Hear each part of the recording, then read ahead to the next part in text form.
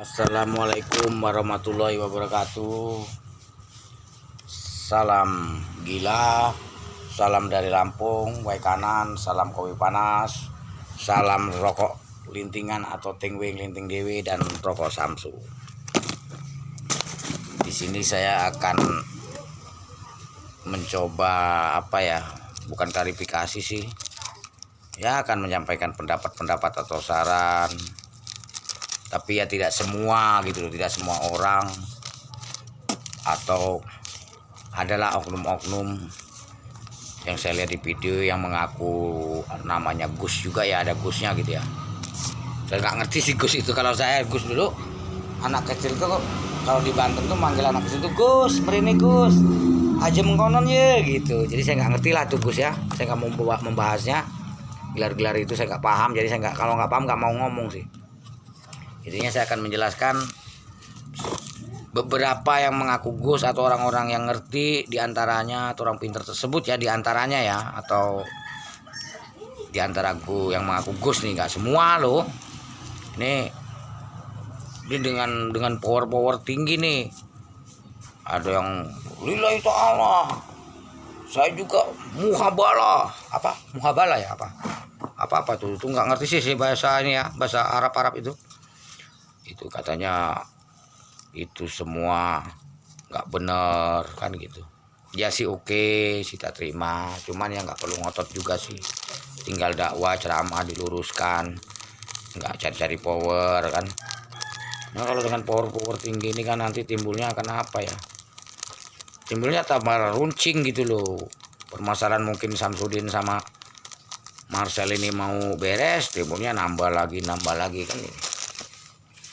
Karena saya sendiri sih nonton video ini kadang banyak yang hoak juga gitu loh. Dan di samping itu beberapa konten juga saya lihat nih kayak pemain sinetron gitu loh, bukan spiritual diantaranya gitu, tapi nggak semua. Gitu. Saya juga kadang-kadang bingung nih youtuber, diantara youtuber nih kok begini nih settingan tuh kelihatan gitu. Cuman saya nggak pernah ngomenin mereka, enggak. Gitu. Cuman kenapa ya mungkin niatnya ya, yang penting kan niat mereka untuk apa kan tuh yang jelas niatnya, jadi nggak boleh dipersalahkan juga gitu. Jadi menurut saya ya harus disikapilah dengan bijak. Kita penonton, kalau seneng ya kita tonton, kalau enggak ya kita patiin, kita pindah channel, atau kita berikan saran yang terbaik kalau diterima, kan begitu aja sih.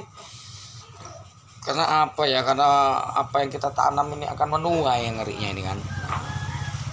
Jadi kita harus berhati-hati, jangan ini. Jadi ada lagi yang nantangin, ini buktiin nih kan, sangat paham dia mulu.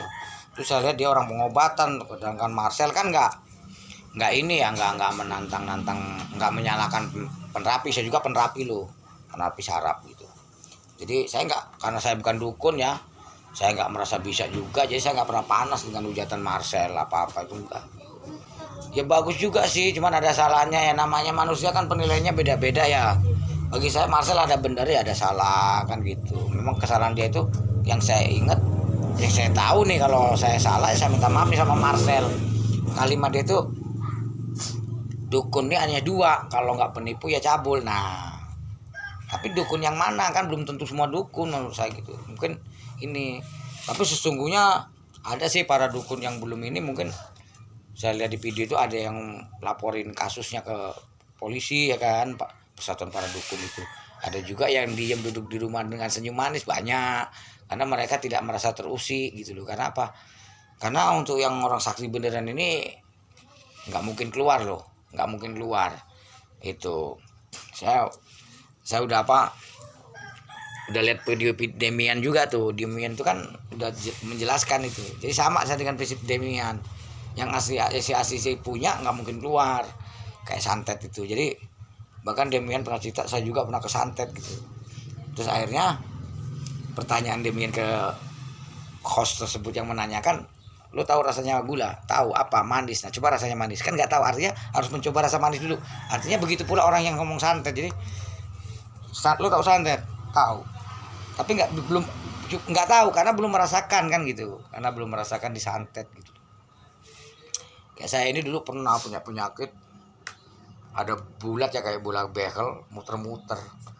Ya kalau teman-teman menerawang saya sih katanya kena santet, saya nggak percaya. Tapi saya hargain mereka gitu loh nerawang saya. Jadi saya hanya menyerahkan diri kepada Allah, ya sembuh, bisa ngopi kan gitu, bisa duduk enak. Tadinya saya kalau duduk begini, karena merasa sesak napas saya gitu. Itu kalau saya seperti itu. Jadi kalau kita udah belum tahu percaya dengan omongan teman-teman, oh ini itu kena santet, itu kena santet ki katanya. Ya saya hargain, ya gitu loh. Tapi saya nggak ini gitu loh. Nggak percaya, dalam hati saya malah dekatkan diri kepada Allah dengan sistem zikir. Ya saya zikir aja, ya alhamdulillah sembuh gitu loh. Itu 9 bulan teman-teman, 9 bulan. Kalau video ini bermanfaat tolong di-share lah ya gitu. Jadi untuk pesan saya sih untuk semua lah, semua. Intinya kita nggak boleh saling menyalahkan, karena kebenaran hakiki adalah kebenaran dinilai banyak orang, dan benar sesungguhnya adalah milik Allah Subhanahu wa taala gitu loh. Saya sendiri sih jujur ya, belajar ilmu itu senang dari tahun 98, sudah saya terangkan di video sebelumnya. Ilmuwan goib gitu. Dan saya meyakini mempercayai omongan demikian, bahwa orang yang benar-benar mempunyai atau itu dia nggak merasa punya, dia nggak mau komen gitu. Itu karena saya dulu waktu belajar keilmuan goib juga bisa saya terangkan ya agak ruwet ya. Jadi ini pertama terawangan nih. Saya jujur terawangan itu sampai sekarang nggak percaya gitu. Tapi herannya yang saya lihat itu bukan terawangan yang mereka itu, yang goib-goib itu bukan. Tapi kalau pas saya teleponan dengan ada teman telepon saya, itu kalau memang saya diberi petunjuk itu nggak terawang, tapi ada gambar. Tahu muncul gambar, kamu pakai baju ini misalnya kan, celana ini, duduk di sana, misalnya di bawah pohon jambu atau pohon mangga, itu kelihatan. Nah, akhirnya saya bisa ngomong apa benar kamu gini. Nah sedangkan itu gambar saya nggak minta, nggak nerawang, itu muncul loh di mata itu kayak TV itu real itu. Terus saya itu pernah sholat, habis sholat duduk saya zikiran, tahu-tahu saya tuh pernah lihat Ka'bah itu.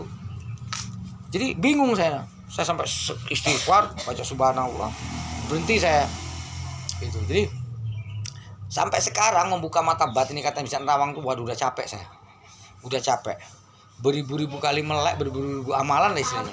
Itu nanti yang saya lihat hanya hal yang nyata. Makanya kenapa saya nggak mau nerusin itu, kalau kata orang Jawa warusak gurung binara. Jadi saya nanti timbulnya bisa melihat yang akan datang, yang belum kita lalui bisa kita lihat. Makanya saya takut itu, karena pernah saya melihat anak tetangga itu kok jatuh gitu naik motor. Itu terjadi, akhirnya anak itu jatuh bener. Akhirnya saya takut, kok bisa tahu, kalau saya omongkan nanti dikiranya saya dukun, kalau diomongin bisa terjadi, bisa dikatakan saya nanti katanya pelakunya yang nyantet atau yang bikin masalah. Kalau nggak terjadi, apabila saya omongkan dikiranya sok pinter. Nah di sini saya makanya nggak mau meneruskan, bingung gitu loh itu. Nah sudahlah. Nah terus masalah kebal itu saya sendiri bingung ya, karena nggak pernah merasa punya, tapi pernah saya waktu itu keroyok orang tapi nggak jebol. Tapi menurut saya bukan kebal, itu keselamatan. Jadi Allah itu masih sayang yang jelas sama saya, makanya saya diberi selamat, itu bagi saya. Tapi kalau saya, Ki apa kamu kebal, saya pernah memang dulu di kampung saya sendiri di Natar, ini Wai Kanan ya, yang saya mau kita bikin video itu. Di Natar tuh ada anak kecil ya, bagi saya anak kecil, dia masih umur 20 tahun. Bener nggak sih Kang Uda itu kebal? Bener. Saya nggak marah, saya bilang sama yang menyampaikan, bilangin aja sama anak tersebut, suruh datang ke rumah, kita ngobrol sambil ngopi, nanti akan saya jelaskan, saya gitu. Itu karena apa, kalau dibilang lagi gimana, nanti anak itu akan tersinggung, emosi kan. Mendingan tak suruh datang, tapi nggak berani datang. Nah ujung-ujungnya ngobrol malu sendiri dia suatu hari. Itu jadi inilah pesan saya untuk teman-teman nih. Saya juga kadang-kadang ya, saya ini netizen lah bisa dikatakan ya, bukan YouTuber ya, karena YouTube saya baru berapa video sih. Saya juga kalau nggak ada permasalahan ini mungkin nggak bikin video, karena konten apa yang mau saya buktikan gitu loh. Konten kebal, waduh itu tadi saya jelaskan ya. Kalau ilmu hipnotis, gendam di Lampung ini rentan. Marcel ini kalau di Lampung belum tentu berjalan gitu loh. Di Lampung ini sulit gitu loh untuk bermain hipnotis ya. Kalau sulap banyak yang seneng, kalau pertunjukan seneng gitu loh. Makanya di mana bumi dipijak di situ langit dijunjung. Jadi ada suatu daerah yang memang fanatik dengan ilmu, ada ini apa sulap. Jadi kita harus bisa ini, kayak pengobatan aja saya dulu pakai telur itu bukan jarum yang keluar. Kalau saya itu tetangga saya sendiri tak suruh bilang, Bu, kata saya istrinya, Bu, tolong cari telur yang masih baru lah, umur sehari ke sana, 2 hari ke sana, jangan 10 hari ke sana kata saya, atau 5 hari ke sana, 3 buah aja. Jadi singkat cerita, telur itu saya bacain tuh, saya dijazakan dari Trawulan tuh hanya 2 kali syahadat zikirannya. Itu yang terjadi bukan jarum, tapi si telur itu akan encer, dia warnanya berubah. Itu ada saksinya, istrinya masih hidup, bapaknya udah meninggal gitu. Saya nanganin cuma 1 kali. Nah yang kedua, telur itu encer masih agak hitam, tapi nggak seperti yang telur pertama. Yang ketiga tetap kuning, tapi kuningnya sudah pecah, udah buyar lah, agak buyar, tapi ada ijo-ijo kayak daun pisang itu teman-teman. Jadi yang nggak tahu ya, kalau orang bisa memindahkan itu terus berwujud jarum, saya nggak tahu. Tapi intinya kalau saya nggak. Jadi pasien telur tersebut bila narik penyakit dari pasien itu nggak ditempelkan, ada jarak lah ya, entah 5 cm atau 10 cm, itu nggak nempel. Emang itu yang terjadi, itu nggak pakai minyak apa-apa. Itu saya juga takut loh dibilang nanti sihir ya sama tetangga kan gitu. Apalagi saya dulu sampai sekarang ini kan, kalau ngomongin sholat yang begini nih, yang gerakan sholat itu nggak pernah kelihatan saya, jujur nggak pernah dilihat orang, nggak pernah tahu, karena saya nggak berjamaah. Jadi bisa dikatakan pikiran mereka ke saya mungkin saya ini nggak pernah sholat, karena ada juga yang negur saya sih gitu. Makanya saya berhati-hati, jadi takut dikiranya sihir. Apalagi saya seneng bakar dupa ya, padahal dupa itu harum, saya seneng, dan anak saya sendiri seneng. Lalat pun nggak ada, bahkan obat nyamuk itu kurang seneng dupa. Itu nyamuk itu bisa lari emang dengan dupa, makanya saya seneng dupa, harum ruangannya dan 2 in 1 gitu loh. Makanya apapun yang kita ini jangan ego lah ya kan gitu.